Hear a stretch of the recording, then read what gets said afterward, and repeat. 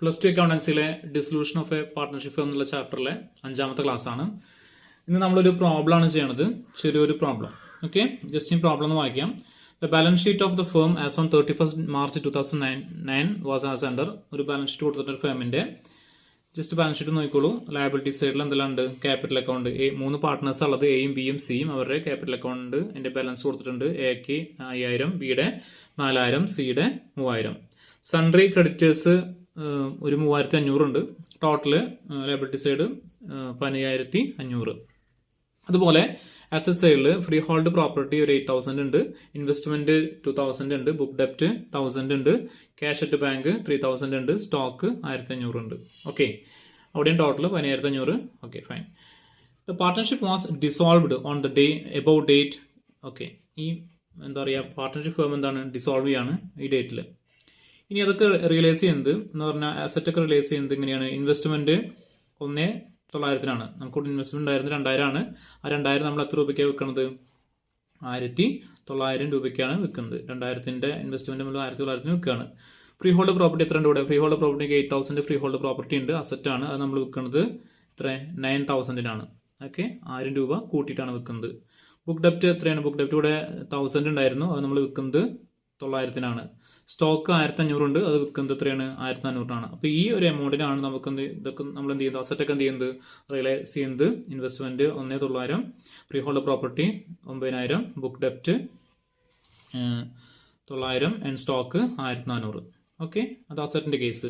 ഇനി അതെന്താ പറയുന്നത്? The creditors were paid in full. Okay, creditors എന്ന് പറഞ്ഞാൽ ആകെ ഒരു ക്രെഡിറ്റ് മാത്രമേ ഉള്ളൂ. എക്സ്റ്റേണൽ ലയബിലിറ്റി ആയിട്ട് വരുന്നത് സൺട്രി ക്രെഡിറ്റേഴ്സ് മാത്രമാണ്, 3500 ആണ്.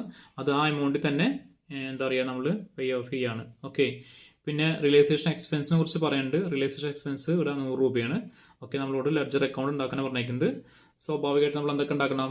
റിയലൈസേഷൻ അക്കൗണ്ട് ഉണ്ടാക്കണം, പാർട്ട്നേഴ്സിന്റെ ക്യാപിറ്റൽ അക്കൗണ്ട് ഉണ്ടാക്കണം, പിന്നെ ബാങ്ക് ഓർ ക്യാഷ് അക്കൗണ്ട് ഉണ്ടാക്കണം. ഓക്കെ, നമുക്ക് തയ്യാറാക്കാം. ആദ്യം നമുക്ക് റിയലൈസേഷൻ അക്കൗണ്ട് ഉണ്ടാക്കാം. ആദ്യം എന്ത് ചെയ്യണം?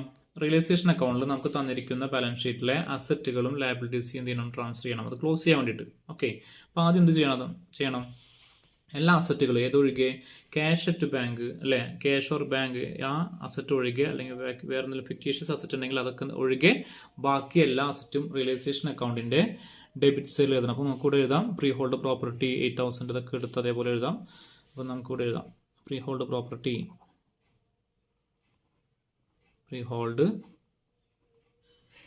എത്ര? 8000. അതുപോലെ എടുത്ത് എഴുതാം. ഇൻവെസ്റ്റ്മെന്റ് എത്രയാണ്? 2000. ചെറിയ ഷെയ്ഡ് വരുന്നുണ്ട് അല്ലേ? ഓക്കെ, ബുക്ക് ഡെപ്റ്റ് എത്രയാണ്? 1000. പിന്നെയോ ക്യാഷ് അറ്റ് ബാങ്ക് എടുക്കണ്ട അല്ലേ? ഞാൻ അടുത്ത് എന്ത് വയ്ക്കാം? സ്റ്റോക്ക് എത്രയാണ്? 1500. ഓക്കെ, ഇനി ഇതുപോലെ നമ്മൾ എന്ത് ചെയ്തു? ഈ അസറ്റ് എല്ലാം ട്രാൻസ്ഫർ ചെയ്ത പോലെ എന്ത് ചെയ്യണം? ലയബിലിറ്റി, ഇവിടെ ആകെ ഒറ്റ ലയബിലിറ്റി മാത്രമേ ഉള്ളൂ. അതെന്താണ്? എക്സ്റ്റേണൽ ലയബിലിറ്റി ഒന്നുള്ളൂ, സൺട്രി ക്രെഡിറ്റേഴ്സ് ആണ്. അപ്പോൾ നമുക്ക് എന്ത് ചെയ്യാം? സൺട്രി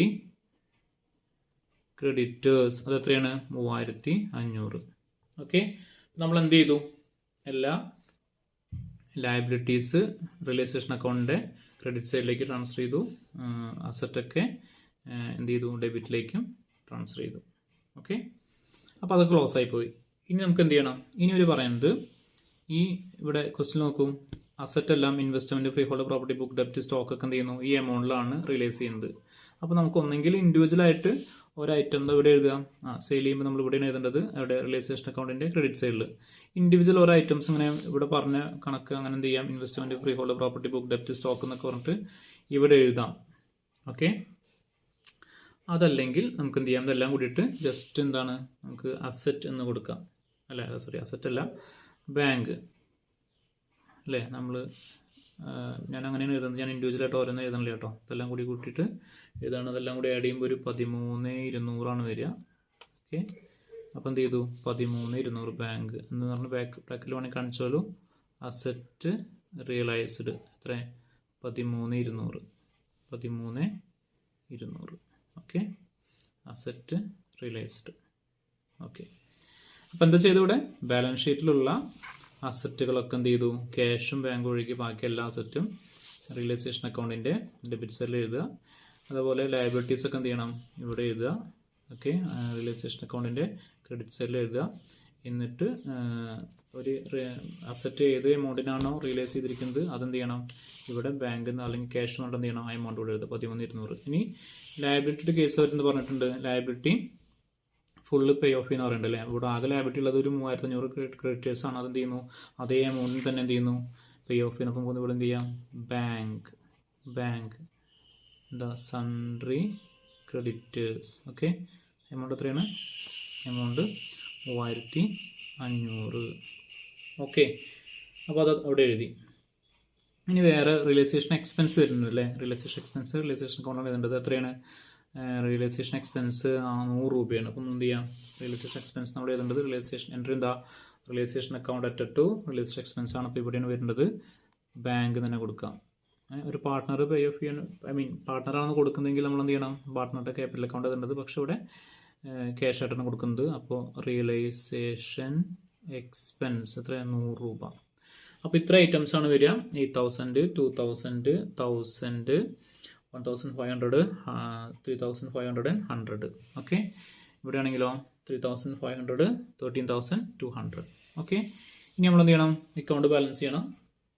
അക്കൗണ്ട് ബാലൻസ് ചെയ്യുമ്പോൾ ഇവിടെ എല്ലാം ആഡ് ചെയ്യുമ്പോൾ നമുക്ക് എത്ര വരും, ഒരു 16,700 ആണിത് ടോട്ടൽ ചെയ്യുമ്പോൾ വരിക.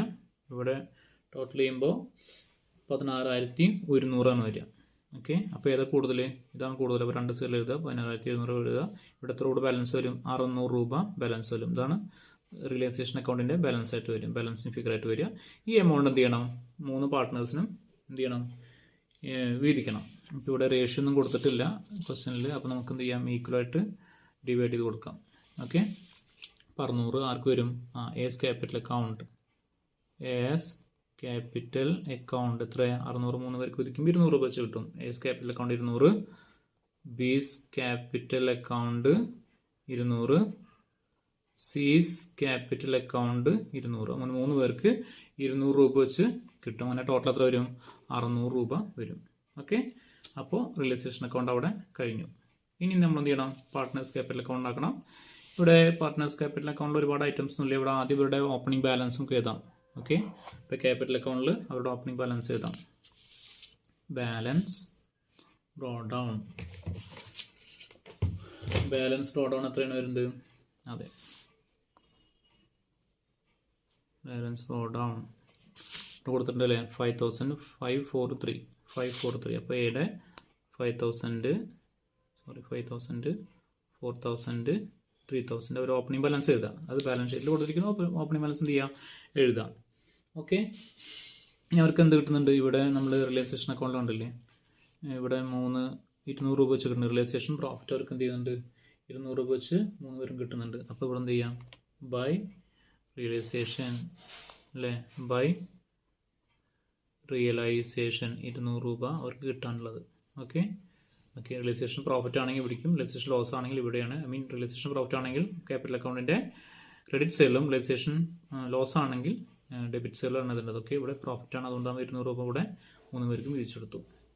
ഓക്കെ, ഇനി അതിൽ വേറെ ഐറ്റംസ് വരാനില്ല, നമുക്ക് ബാലൻസ് ചെയ്യാം.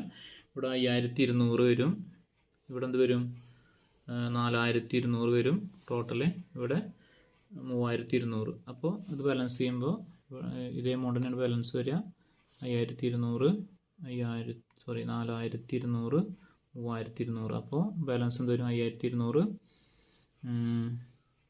പിന്നെ 4,200, 3,200.